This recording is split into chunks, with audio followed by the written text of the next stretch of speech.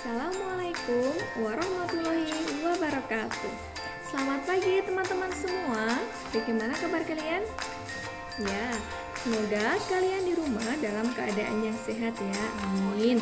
Dan tetap terapkan protokol kesehatan meskipun kalian di rumah. Oke? Nah, dan yang terpenting teman-teman, selalu rajin beribadah dan semangat belajarnya. Karena apa? Karena minggu depan kita sudah mulai PTS, jadi teman-teman harus semangat untuk belajar dari rumahnya. Nah, hari ini kemungkinan materi terakhir karena minggu depan sudah PTS.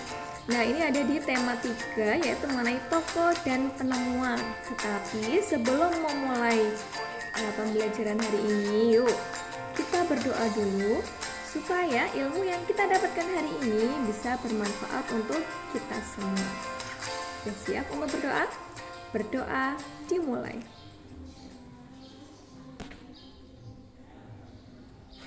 Bismillahirrahmanirrahim.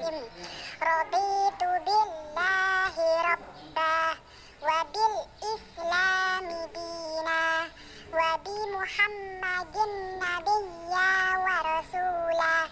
Rabbi zidni ilma warzuqni fahma. Amin. Ya, setelah kita sudah berdoa, sekarang kita akan melanjutkan materi untuk tema yang ketiga. Sudah siap menyimak materi hari ini,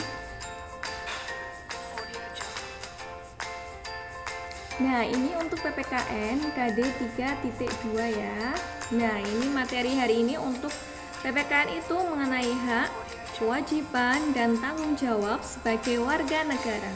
Sebenarnya teman-teman, untuk materi hak, kewajiban, dan tanggung jawab ini sudah pernah kalian dapatkan di kelas sebelumnya. Di kelas 4 sudah ada, di kelas 5 sudah ada. Nah, kali ini kita tinggal mengulang saja untuk materi hak, kewajiban, dan tanggung jawab sebagai warga negara. Sudah siap menyimak? Oke, atau kalian juga bisa membuka LKS aktivitas kalian di halaman 34. Langsung saja simak materi hari ini teman-teman.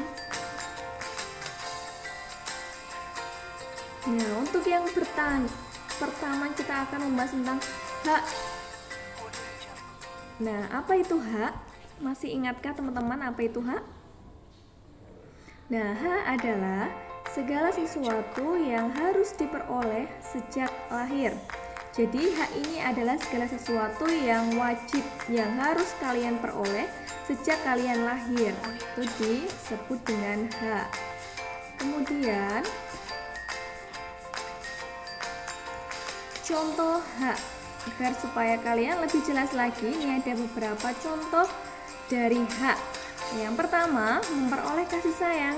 Jadi memperoleh kasih sayang itu juga merupakan hak kalian. Kemudian yang kedua, memperoleh rasa aman dan perlindungan. 3. Memperoleh pendidikan. 4. Kebebasan berpendapat. Yang kelima, kebebasan menganut agama dan kepercayaan. Nah, ini juga merupakan contoh dari hak kalian.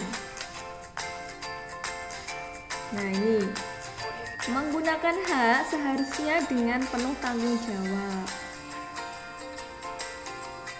Mudah ya memberinya untuk hak. Kemudian perhatikan gambar berikut teman-teman. Coba kalian lihat gambar yang pertama. Apakah dia sudah mendapatkan haknya untuk menyampaikan berpendapat? Ya, tentu, karena di gambar ini sudah dijelaskan ketika anak sedang menyampaikan pendapat, kedua orang tuanya mendengarkan. Nah, itu berarti anak sudah mendapatkan haknya untuk menyampaikan pendapat. Kemudian gambar yang kedua kita lihat teman-teman. Apakah dia sudah mendapatkan haknya untuk memperoleh hidup yang aman? Coba kalian lihat kira-kira. Di situ ada seorang anak yang sedang berjalan, kemudian ada dua temannya yang menertawakan teman-teman. Nah, itu berarti tidak menjalankan, belum mendapatkan hak Seorang siswa ini yang memakai tas oranye ini berarti belum mendapatkan hak memperoleh hidup yang aman, karena di gambar itu tergambar bahwa dia sedang sedih dan ditertawakan oleh kedua temannya. Tuh. Kemudian gambar ketiga, coba lihat teman-teman. Apakah dia sudah mendapatkan haknya untuk memperoleh pendidikan? Ya, tentu sudah, karena di gambar sudah jelas bahwa dia sedang sekolah di kelas.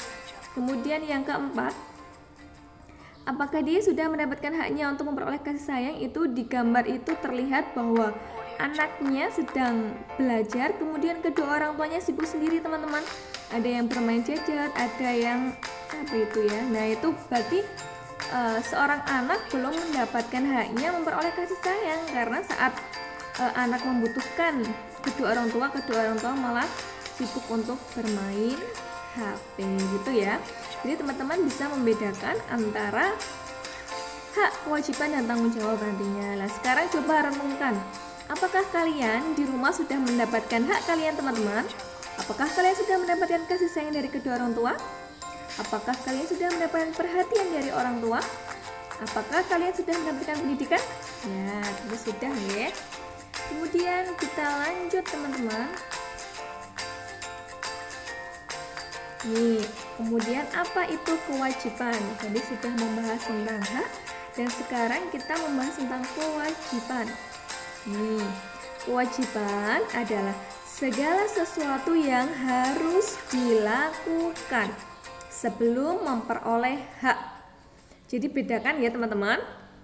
Kalau hak tadi adalah segala sesuatu yang harus kalian dapatkan, kemudian kewajiban itu adalah segala sesuatu yang yang harus kalian lakukan sebelum mendapatkan hak. Jadi kewajiban itu adalah segala sesuatu yang harus kita lakukan. Nah, kewajiban ini harus dilaksanakan dengan penuh tanggung jawab. Pelaksanaan antara hak dan kewajiban juga harus dilaksanakan secara seimbang.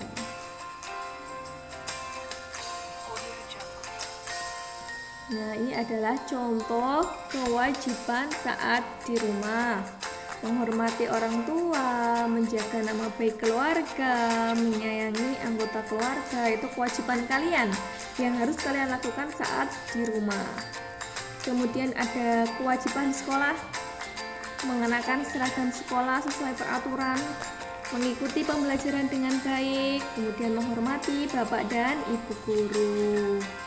Kemudian ada kewajiban di masyarakat, ikut menjaga keamanan wilayah, yaitu mengikuti ronda juga bisa ya. Memberikan bantuan kepada masyarakat yang terkena musibah, itu juga kewajiban kalian. Mengikuti adat istiadat atau aturan yang ada di lingkungan, itu juga termasuk kewajiban di masyarakat. Nah, ini contoh pelaksanaan kewajiban dengan penuh tanggung jawab. Ini saat di rumah ya. Mematikan TV setelah selesai nonton, ini saat kalian di rumah. Mengumpulkan tugas tepat waktu nih teman-teman, mengumpulkan tugas tepat waktu. Apakah kalian sudah melaksanakan kewajiban kalian dengan penuh tanggung jawab? Nah, jika sudah berarti kalian tepat mengumpulkan tepat waktunya, tugas waktunya. Kemudian datang ke sekolah tepat waktu, ini juga kewajiban di sekolah. Mengikuti kerja bakti di lingkungan, ini kewajiban kalian di masyarakat atau di lingkungan. Kemudian menghargai masakan ibu. Nah, menghargai masakan ibu itu juga merupakan bentuk dari kewajiban ya.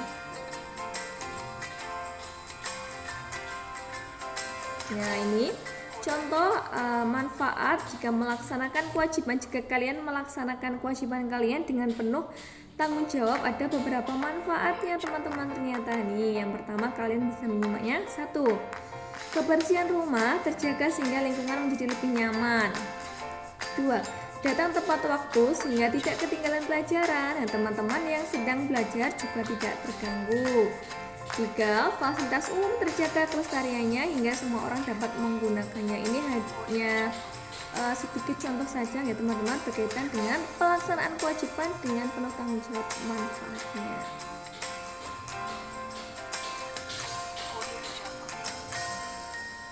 Nah, kemudian tanggung jawab. Apa ini tanggung jawab? Hak sudah, kewajiban sudah. Yang ketiga, tanggung jawab. Nih, tanggung jawab adalah kewajiban yang harus dibebankan atas tindakan yang dilakukan. Nah, ini ada macam-macam tanggung jawab. Satu, tanggung jawab terhadap Tuhan. Ini contohnya melakukan ibadah, sholat 5 waktu, ngaji. Itu juga merupakan contoh tanggung jawab terhadap Tuhan. Semua yang terkait dengan Tuhan itu merupakan tanggung jawab kita terhadap Tuhan. Kemudian yang kedua, ada tanggung jawab terhadap diri sendiri dan keluarga. Terhadap diri sendiri, contohnya kita belajar dengan rajin, membersihkan pakaian kita, membersihkan rumah, itu juga tanggung jawab terhadap diri sendiri dan keluarga. Yang ketiga, tanggung jawab terhadap masyarakat dan keluarga. Masyarakat dan negara, ini maaf ya, seharusnya masyarakat dan negara. Ini tanggung jawab kita terhadap lingkungan, membersihkan lingkungan, menjaga keamanan, tidak merusak fasilitas umum. Itu merupakan tanggung jawab terhadap masyarakat dan negara. Kemudian yang keempat, tanggung jawab terhadap pekerjaan. Ini apabila sudah mempunyai pekerjaan, maka kita harus bertanggung jawab terhadap pekerjaan kita.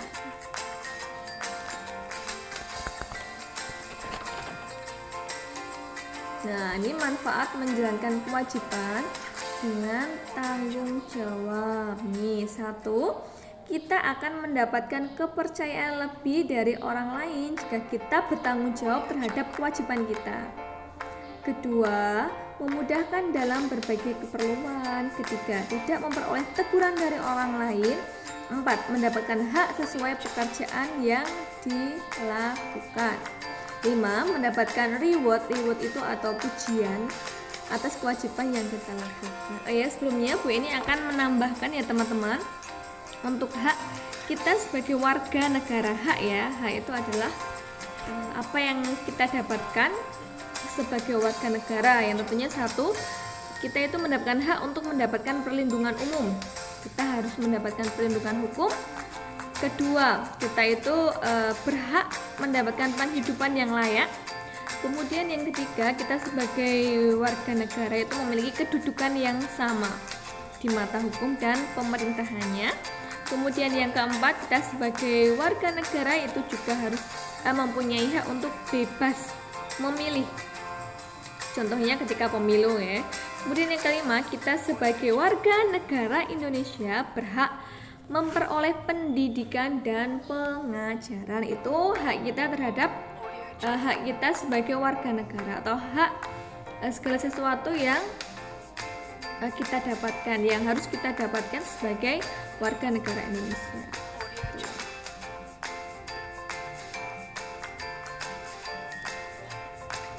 Nah, kemudian ini contoh dari pelaksanaan hak dan kewajiban yang seimbang. Kalian bisa menyimak video berikut.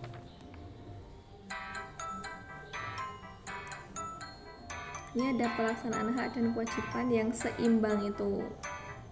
Jadi antara hak dan kewajiban teman-teman harus dilaksanakan secara seimbang. Kita harus melaksanakan kewajiban terlebih dahulu sebelum memperoleh hak.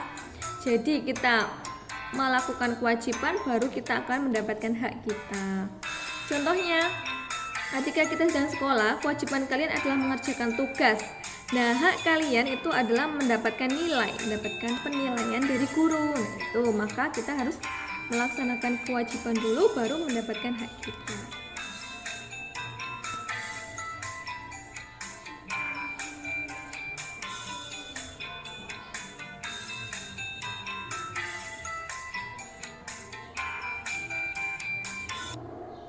Nah, itu tadi adalah cuplikan. Kemudian kita lanjut teman-teman, masih semangat ya?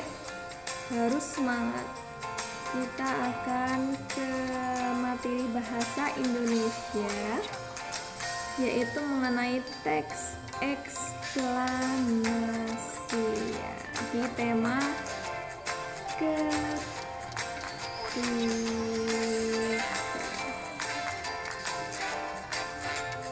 dia. Apa itu teks eksplanasi? Nah, ini dia.